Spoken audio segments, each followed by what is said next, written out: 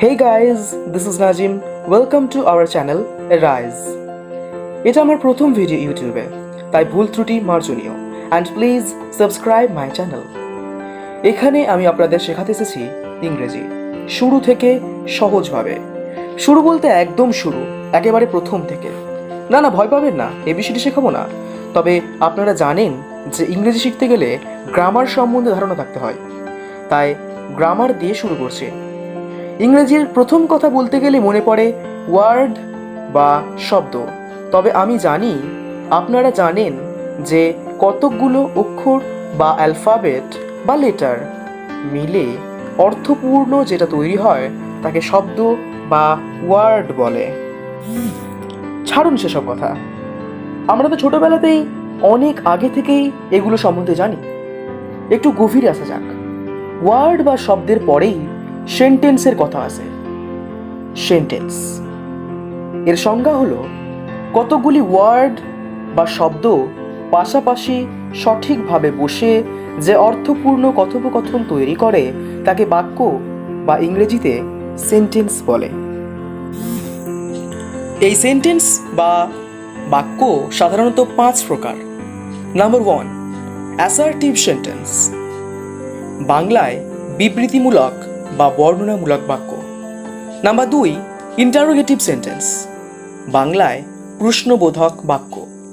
Number 3, imperative sentence, বাংলায় অনুজ্ঞাবোধক বা আদেশসূচক বাক্য। নাম্বার 4, অপটেটিভ সেন্টেন্স, বাংলায় ইচ্ছাসূচক বাক্য। নাম্বার 5, এক্সক্লামেটরি সেন্টেন্স, বাংলায় আবেগ বা বিস্ময়সূচক বাক্য। প্রথমে বলেছিলাম assertive sentence.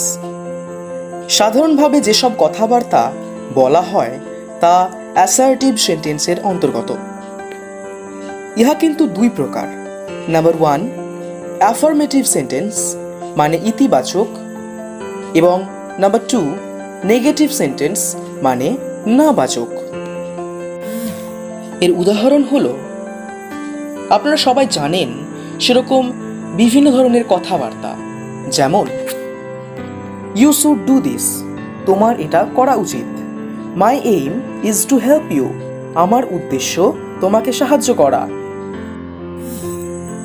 Next, interrogative sentence. কোনো প্রশ্ন জিজ্ঞাসা করলে তাকে ইন্টারোগেটিভ সেন্টেন্স বলে। এর উদাহরণ হলো যে কোনো ধরনের প্রশ্ন করা, যেমন Why do you waste your time in reading trash? বাজে জিনিস পড়ে সময় নষ্ট করো কেন? Did you make this cake? তুমি কি এই কেকটি তৈরি করেছো? Why do you bother? আপনি কেন ব্যস্ত হচ্ছেন? এরকমই যে কোনো ধরনের প্রশ্ন করাকেই বা যে কোনো ধরনের প্রশ্নই ইন্টারোগেটিভ সেন্টেন্সের অন্তর্গত।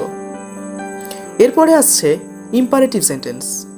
যে সেন্টেন্স দ্বারা কোনো আদেশ, নিষেধ, অনুরোধ, উপদেশ ইত্যাদি প্রদান করা হয় তাকে ইম্পারেটিভ সেন্টেন্স বলে। যেমন বি সিটেড অ্যাট ইজ, আরাম করে বসো। ডোন্ট বি ইম্পিউডেন্ট, অবাধ্য হইও না। কিপ পিস উইথ মি, আমার সাথে চলো, ইত্যাদি।